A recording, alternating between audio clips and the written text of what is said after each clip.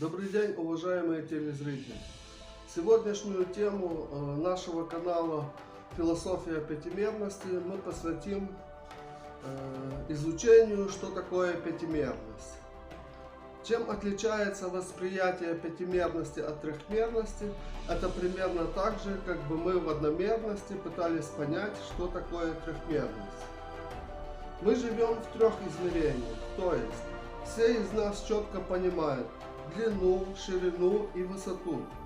Наши мысли позволяют нам прокрутить в голове любой трехмерный предмет, а также представить, как он будет выглядеть или как он выглядел. Это и есть трехмерность.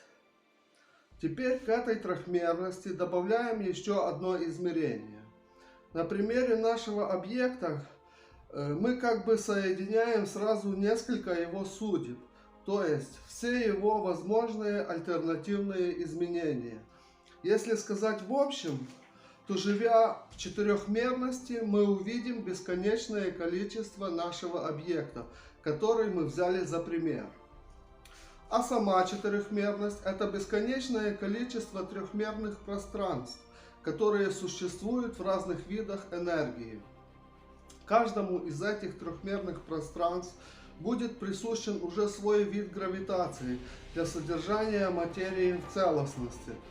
Все эти виды гравитации в конечном своем итоге будут подчиняться одному виду гравитации. Это гравитация рая. Если для Земли гравитацией служит Солнце, то для Вселенной гравитацией служит рай. На человека воздействует сразу несколько видов гравитации в своем процентном соотношении. Это гравитация Земли, Солнца, галактики, Вселенной и гравитация рая, которая воздействует на его душу. Живя в четырехмерности, на нашем примере мы увидим наш трехмерный предмет и его альтернативную разновидность в разных видах материи, которые существуют в разных видах энергии благодаря разным видам гравитации.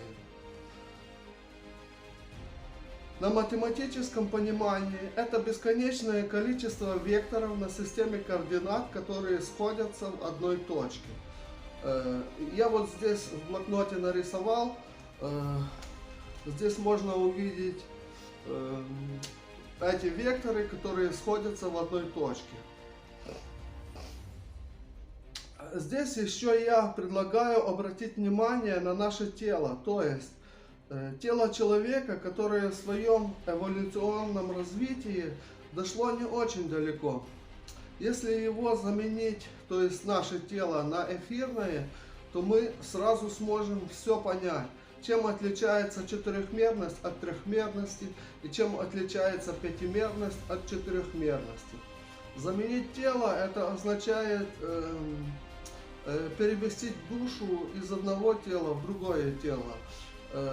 Такой практики можно достигнуть благодаря упорным тренировкам. С четырехмерностью мы уже чуть-чуть разобрались. А дальше я предлагаю перейти к пятимерности, то есть добавить еще одно измерение. Это множество видов времени. Теория о том, как можно изменить ход времени, существует уже давно, благодаря фильмам о машинах времени.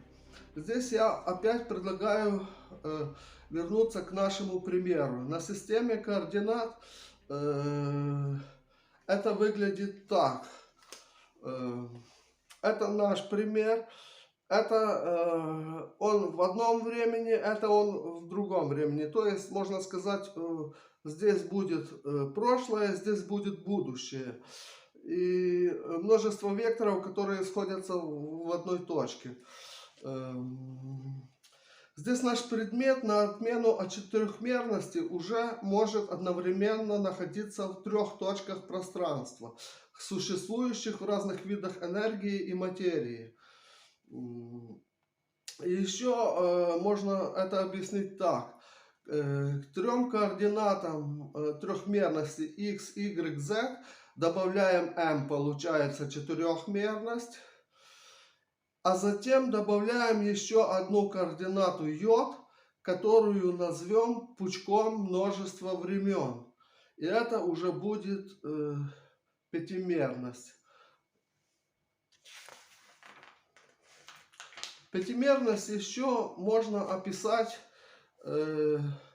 таким примером. При быстром движении сабли.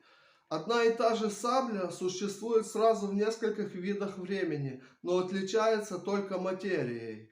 Само время следует рассматривать не как линейное, то есть прошлое и будущее, а как пятимерное уже, то есть бесконечность его разновидностей.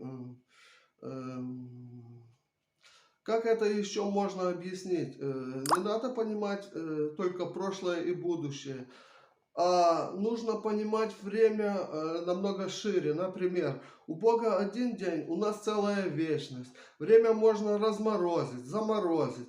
Под воздействием разного вида гравитации время протекает уже по-разному.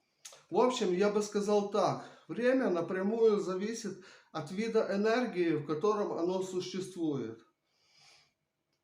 У экстрасенсов свое восприятие времени. Они могут увидеть прошлое, будущее, которое уже существует благодаря своему тонкому пониманию видов энергии. Другими словами, поймешь энергию, сможешь понять и дальше увидеть время.